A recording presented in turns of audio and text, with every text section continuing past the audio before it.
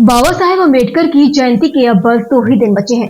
उनके सम्मान में सभी राजनीतिक दल मैदान में हैं। होड़ मची है कि उनके असली अनुयायी दिखने की। आज की पॉलिटिक्स अब ऑप्टिक्स वाली हो गई है।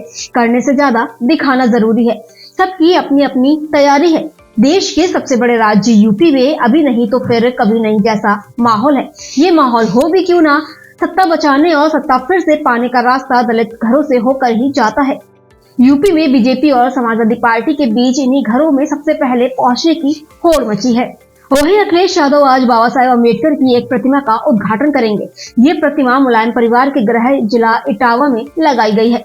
सपा इन दिनों स्वाभिमान सम्मान सप्ताह मना रही है। पार्टी के नेता और कार्यकर्ता बूथ के प्रभावशाली दलित लोगों के घर जा रहे हैं।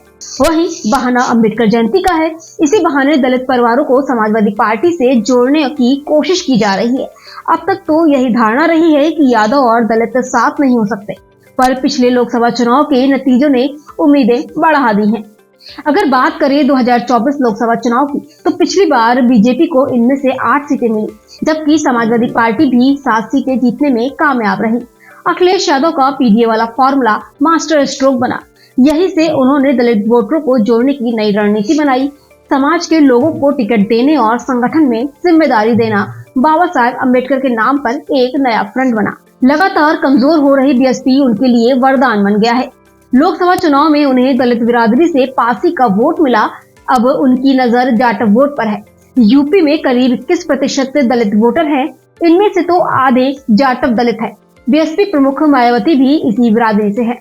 वाल्मीकि, खटिक और सोनकर जैसे दलित वोटरों का झुकाव बीजेपी की तरफ रहा है, तो असली लड़ाई जाटव वोट बैंक की है। मायावती और उनकी पार्टी बीएसपी पहली पसंद रही है, पर बीते कुछ सालों से बीएसपी के इस बेस वोट बैंक में सेंध लगाई गई है। चंद्रशेखर रावण और आजाद समाज पार्टी तेजी से विकल्प बन रहे हैं।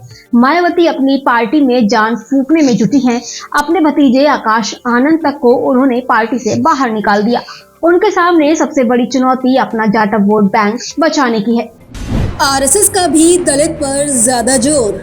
आरएसएस प्रमुख मोहन भागवत हाल ही में यूपी के दौरे पर थे। उनका फोकस हिंदू समाज को एकजुट करने का रहा है। दलित पर जोर ज्यादा है। बीजेपी संगठन के लोग भी इसी काम में जुटे हैं। लोकसभा चुनाव में पार्टी को 29 सीटों का नुकसान हुआ था। अब पार्टी अपने सामाजिक समीकरण को फिर से समेटने में लगी हुई है। संविधान, आरक्षण, अंबेडकर जैसे मुद्दों पर बयान से बच रही भाजपा। दिल्ली के हेड ऑफिस में पार्टी नेताओं ने मंथन किया। कहा गया कि संविधान, आरक्षण और अंबेडकर जैसे मुद्दों पर कोई बयान नहीं देगा। जो भी कहना है बहुत सोच समझ कर कहना है। बीते लोकसभा चुनाव में फैजाबाद के पूर्व सांसद लल्लू सिंह के बयान से बड़ा नुकसान हुआ था। दलितों के घर दस्तक दे रहे बीजेपी नेता। वहीं बीजेपी इन दिनों दलितों के घर दस्तक दे रही है। पार्टी के छोटे बड़े नेता सुबह से लेकर शाम तक इसी काम में जुटे रहते हैं।